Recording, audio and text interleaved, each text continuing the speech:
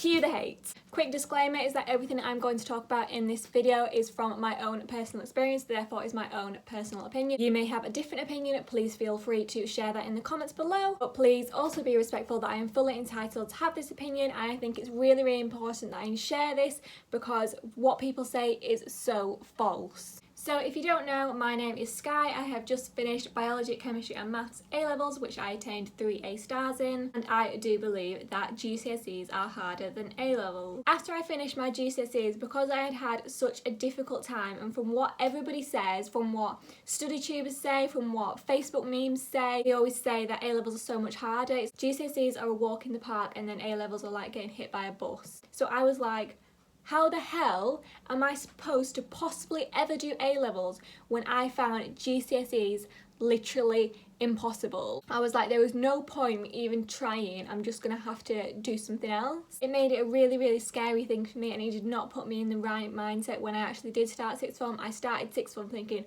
I can't do this, so what is the point in trying? Everybody made me feel like it was impossible. If you are in this position, if you're scared to go to sixth form because of how difficult people say it is, please, please, please listen to me, because I promise you it is not as bad as people say. So linking into this is the jump from year 11 to year 12. So if we start off with the actual content, I like to use the comparison that 1 A-level is equivalent to 3 GCSEs. So if you take 3 A-levels, that's equivalent to taking 9 GCSEs, which in general is less content because most people take 11 GCSEs. So if you took 4 A-levels, then it'd be more, but 3 A-levels is typically less content. However, this is the point where I'll put my hands up and say, yes, this is the bit where A-levels are difficult. So that comparison that I've just told you is completely true. So all the way through the year, the way you work in, how you have to cope with it is less than at GCSE because it's less content. But if you imagine having 2 A-level exams on the same day, which is very, very possible, that would be equivalent the night before revising for 6 GCSEs. The actual exam season, yes, it is hard, but all the way through the year it's so relaxed, it's so chilled, it's so fun that A-levels really are like the best time of your life. From my life so far. So again, in terms of content, this is subject dependent. I personally found for subjects like biology and maths and chemistry from year 11 to year 12, there was absolutely no jump. It was on par. It was exactly the same. It's when it got from 12 to 13 that there was a big jump. But from 11 to 12, there wasn't a jump at all. And I actually found the year 12 content easier than year 11 content. I personally, in subjects like biology, was asking questions in year 11, which I just got answers of, you don't need to know that yet, or you learn that at A-level, or you learn that when you go to uni. So I never really got an answer, and everything that I asked meant that I didn't actually understand the content properly because it wasn't explained fully at GCSE, whereas when you get to A-level, everything is explained in more depth, therefore it makes more sense. Which therefore means it's easier to understand, so actually the content is easier at A-level. So the difficulties when it comes to actual exams, so in terms of revising for the content as well as when you first start, it's a big change in the style of content. What you'll have heard, especially for sciences, is that the mark schemes are so fussy. There is a way to deal with that, which I will be giving advice on soon, just not right now. If you'd have done that from GCSE, you wouldn't notice any difference. It's just because it's a change that you notice it. There's a change for the mark schemes basically, but questions are generally the same in terms of like 1 markers, tick a box, 6 mark explanation questions. They're pretty much similar, it's just more replication. Again, in terms of exams, there is a difference from GCSE to A-level. It's the fact that there is different timing. So I actually cannot remember, our GCSE exams like an hour and a half for like a chemistry exam. Would that be like an hour and a half?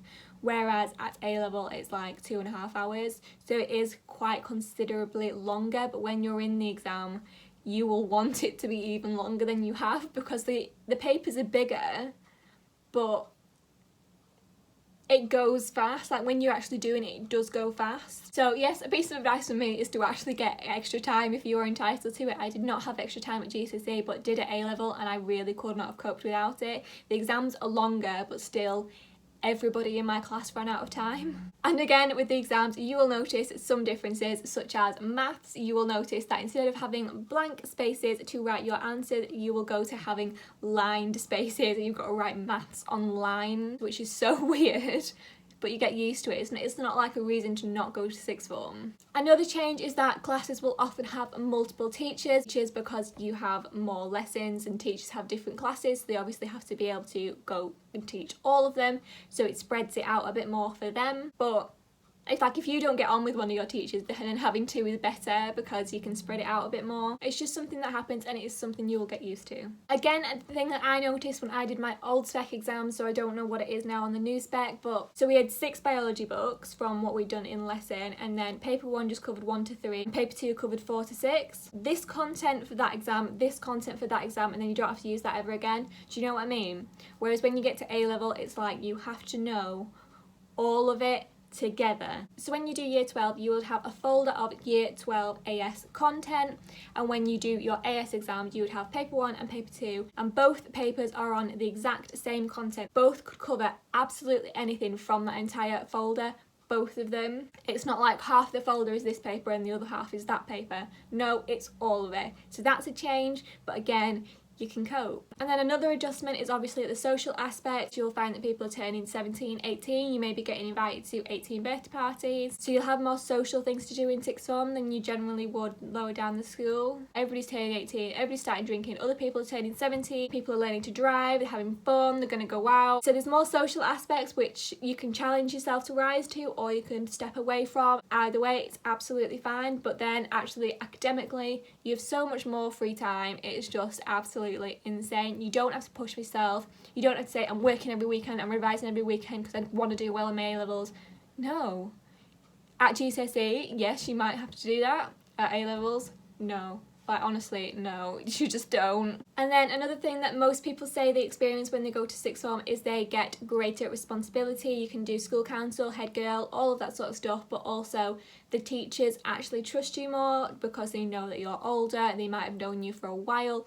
They just let you do what you want, pretty much. So if you don't want to go to a revision session, they'd probably let you, whereas at GCSE they probably wouldn't let you miss it because you can't be trusted at that stage. Whereas now you've done your GCSEs, you've proved yourself capable, and now you can be trusted. But again, personally, this may just be from my school. We had so few revision sessions, oh my days. At GCSE, literally from like March, we had GCSE history revision sessions for like 3 hours every Saturday, which was so flipping pointless. I just go there for 3 hours and waste my time because the teachers said we had to.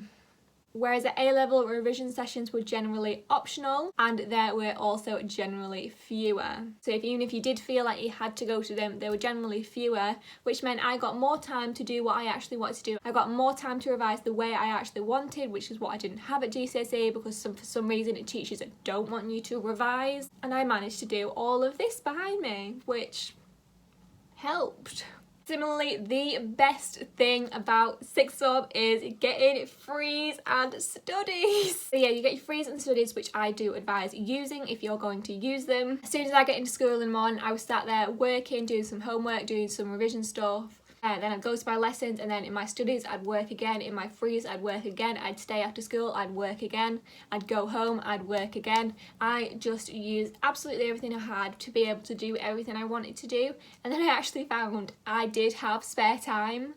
Whereas at GCSE I had absolutely no spare time at all. I literally didn't have enough time to do anything. Sometimes I'd go to school and then we'd have morning revision sessions. So you go to your morning lesson and then you go to year 5, you go to year 5 lessons over the whole day, and then it gets to 3 o'clock, and then you would have an hour and a half, another lesson after school, revision lesson, so that extends then again.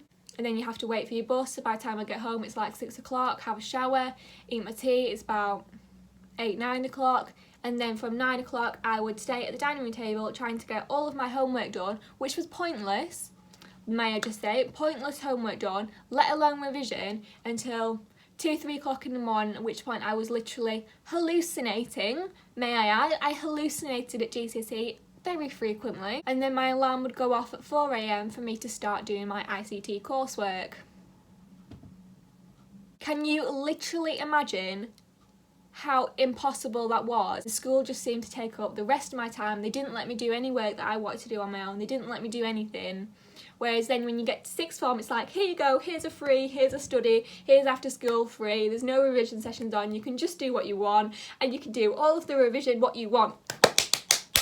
So I used all of that and I actually loved it. I found creative ways to learn and I enjoyed doing that. That may be a little bit weird, but I actually enjoyed making all of these revision things, all of my mind maps that are pretty, if I do say so myself. I enjoyed making them and I enjoyed having the opportunity to do that, whereas you don't get that at GCSE. So it's so good. Freeze studies, in summary, you get less content, more time. Sixth form is amazing. So if you are going to go, please don't be scared. Please just go for it, because I promise you it is not as bad as people say. I absolutely loved it once I found my right subject. I hope that helped and I really do hope you enjoy sixth form.